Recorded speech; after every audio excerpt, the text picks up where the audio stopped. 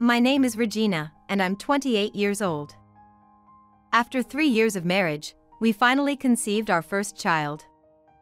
I resigned from the company where I had been working, prompted by my pregnancy, and now I spend my days as a full-time homemaker.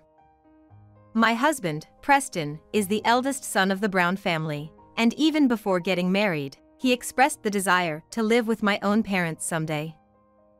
Around the first anniversary of our marriage, my mother-in-law developed a slipped disc and became unable to perform household chores properly.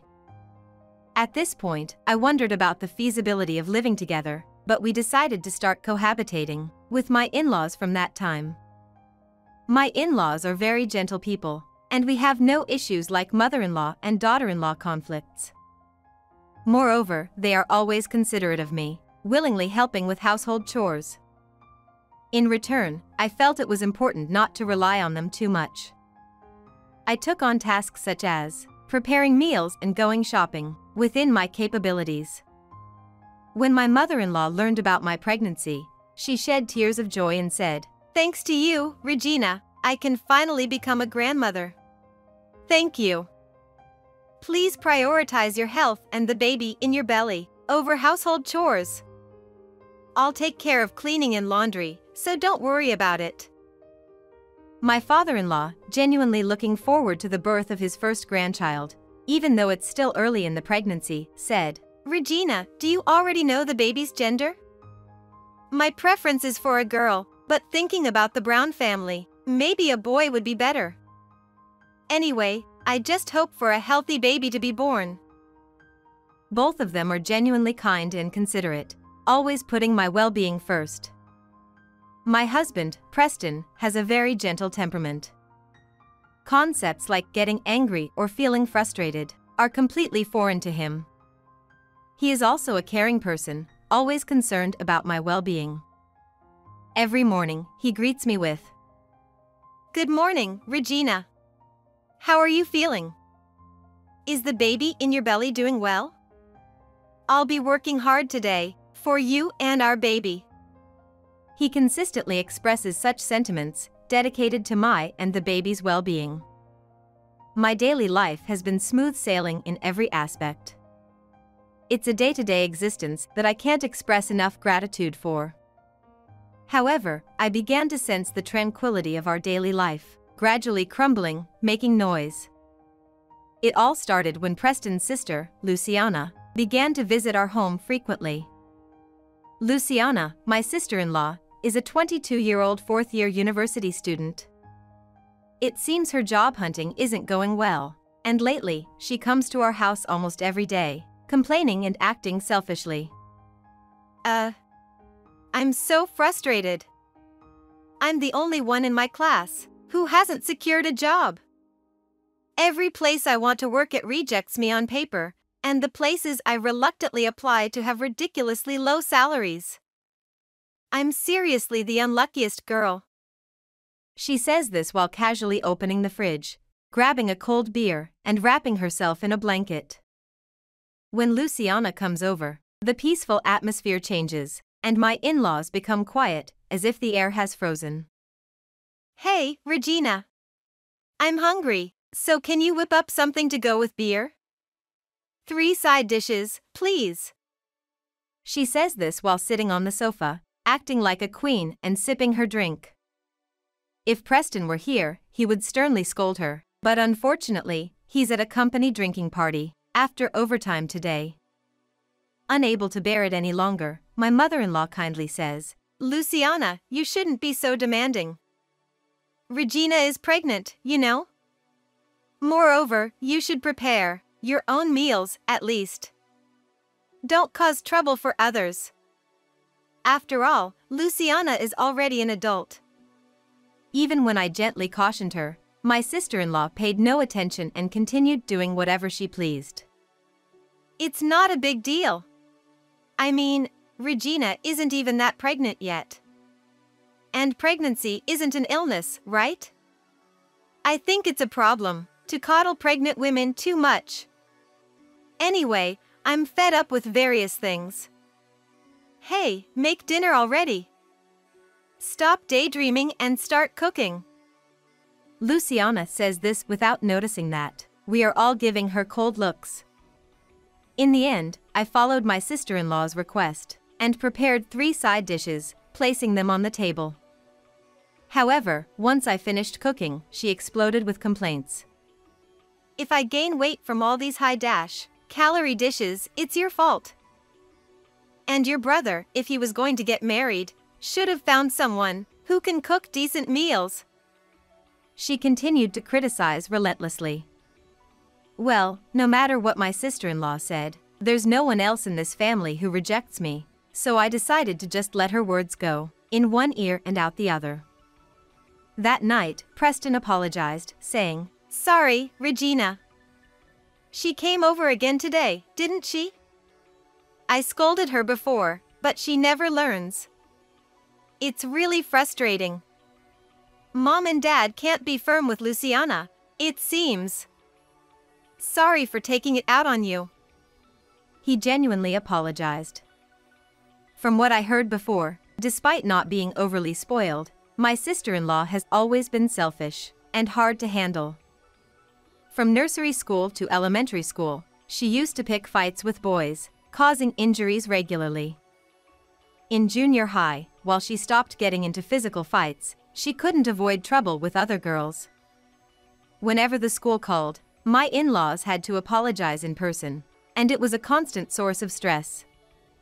Despite her troublesome behavior, if you didn't know her personality, she looks like an idol, incredibly cute with an outstanding figure. People can't help but turn their heads as she walks by due to her striking beauty. So, since high school, she kept causing trouble in relationships, had no female friends or anyone she could call a best friend. Even when facing difficulties, she had no one to confide in. Despite all the trouble she causes, my sister-in-law never feels remorse. She firmly believes she's not at fault, and that it doesn't concern her. Her thick-skinned attitude is, undoubtedly, a troublesome aspect. My in-laws seemed relieved when my sister-in-law announced she was leaving home to go to college. They advised her, if you're leaving, do it with the intention of not coming back. Work hard on your own without relying on us or Preston. Live independently. While such words from parents might normally evoke a sense of loneliness, my sister-in-law seemed to take it positively, even considering living on her own as something to boast about. After entering college, she rarely visited, but when her job hunting didn't go well in her 4th year, she started coming home frequently. I told Preston, "With such a selfish personality, she probably won't do well in society. She needs to learn patience, otherwise, nothing will work out. Besides, she needs to be more humble." Well, I don't care what people say, but being pregnant now and not feeling well on certain days, if I'm pushed around like today every day, it might get to me a bit. Preston promised to contact his sister and address the issue by tomorrow. After a while of silence, my sister-in-law, for some reason, asked if she could stay over for a week starting next week. My mother-in-law expressed concern, saying, "Luciana wants to stay over and isn't listening to what I say. What should I do?" "Regina, even though my belly is getting bigger, I plan to handle the household chores. I'm concerned it might become stressful." Despite having a bad feeling, I replied, "But it's already decided. I'll be fine. Besides, if Luciana is staying for a week, she should take care of herself." That was my response. However, my unpleasant feeling was spot on. As soon as my sister-in-law arrived home, she said, "I'm tired. Knowing I don't have to do anything around the house for a while makes me feel so relieved. Hey, Regina, I'm hungry. Can you make something for me? I've just started a diet recently, so please make it as healthy as possible." She quickly attempted to put me to work. I thought, what's with this person? But if that were the extent of it, I could have let it slide. However, she then said, "Sorry, but can you wash and iron this by tomorrow? Since you're pregnant and probably have a lot of free time, Please take care of things around me." In front of a visibly pregnant woman, rather than expressing concern for her well-being, she was trying to delegate all household chores. Unbelievable. Yet, no matter who warned her, my sister-in-law paid no attention. She would wake up at her preferred time, telling me to make breakfast, or asking if the laundry was done, and basically continued doing whatever she pleased. Fed up, I finally said, "Luciana, I think you should take care of some things yourself. Both your father-in-law and mother-in-law aren't in great health. And I'm pregnant, too, you know? Don't just do whatever you want." For the first time, I scolded my sister-in-law. In response, she turned red with anger and retorted, "Huh? What are you talking about? This is my parents' house. A stranger like you shouldn't be acting all high and mighty. Plus, who cares about being pregnant? Haha. It's irrelevant. Just clean up and make some food already." She began speaking in a condescending tone.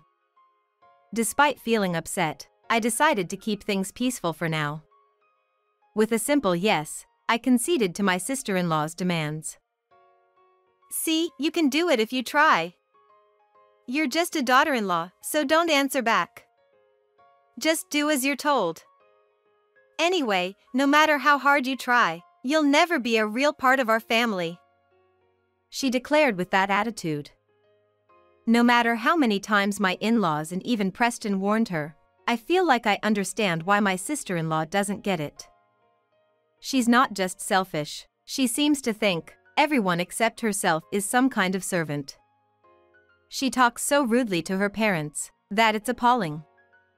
Honestly, I think it's a waste of time dealing with someone like her. So, as instructed, I finished the household chores and meal preparations. Just as this exchange was happening, Preston returned home from work. "Oh, Luciana was supposed to stay over today. I totally forgot. Try not to push Regina too hard. She's due to give birth soon, so she should handle her own things." As Preston said that, predictably, my sister-in-law started getting angry. "Oh, about that, haha. Because Regina emphasizes so much that she's pregnant, I had to tell her it's weird that she's not doing housework. Big brother, you shouldn't spoil Regina too much. Well, as long as I'm staying at my parents' house, I don't intend to receive special treatment just because she's pregnant." She declared this, and my in-laws, as well as us, were left speechless in disbelief. Preston, in a firmer tone than usual, cautioned his sister, "Anyway, I've warned you. And Luciana, someday you'll get married and experience childbirth. When that time comes, apologizing and saying sorry won't make up for this. We won't forgive you." My sister-in-law, upon arriving home, responded, "I don't need to rely on this family just because I'm pregnant. Since graduating from high school, I've been living on my own. Big brother, who's still clinging to our parents, will never understand my feelings. Well, do your best to give birth to a healthy baby, okay?"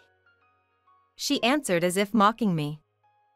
I no longer want to be involved with someone so unreasonable and selfish. That's what I truly felt. Afterward, I gave birth to a healthy boy, and we were spending busy, yet peaceful days at my in-laws. We named the child Frank, hoping he would grow straight and walk the right path. Frank was adored by our family and grew up healthy. With Frank's birth, my in-laws became even more proactive in helping with household chores and childcare. My father-in-law would often say, "Frank chose to be born into the Brown family." Thank you, Regina. Now that I've seen my grandchild's face, I have nothing more to wish for. I could go to heaven anytime. My mother-in-law took the lead in changing Frank's diapers and would assist me when I was sleep-deprived. She'd say, "I'll take care of Frank. So Regina, get some rest in your room. You need to get some sleep." Parenting is a physical challenge. By that time, everyone had forgotten about my sister-in-law, and I remember talking about how she had probably found a job somewhere. It was good, wasn't it? She had stopped coming to her parents' house, and for us, it was peaceful, ordinary days. However, a few years later, on Frank's second birthday, my sister-in-law, whom we had almost forgotten, suddenly appeared. Although the entire family was together that day, we were all stunned to see her return. My mother-in-law immediately said, "Luciana, what's going on? That belly. What are you thinking?" It turned out my sister-in-law was pregnant. She casually said, "Hey, everyone. Sorry for surprising you. Well, as you can see, I'm pregnant. It's my boyfriend's child, but he ran away the moment he found out. I thought about having an abortion, but, it seemed a bit pitiful. So, from now on, I'll be relying on you guys." Without a hint of remorse, we were shocked by my sister-in-law, who casually said such things. Moreover, she could casually say something disrespectful like that, leaving us dumbfounded. Preston said, "What the hell are you thinking? Saying I'm pregnant, with such a casual tone is absurd. You're about to become a parent, and your nonchalant attitude, casually mentioning it's a bit pitiful, I can't understand your mindset." Despite Preston's words, it seems my sister-in-law still believes she can rely on us here. She laughs and says, "Why are you making such a scary face? It's not a big deal, raising 1 or 2 kids is the same. By the way, the child in my belly is also a boy. So it works out perfectly, like siblings, right? Regina, don't you want the child to have a little brother too?"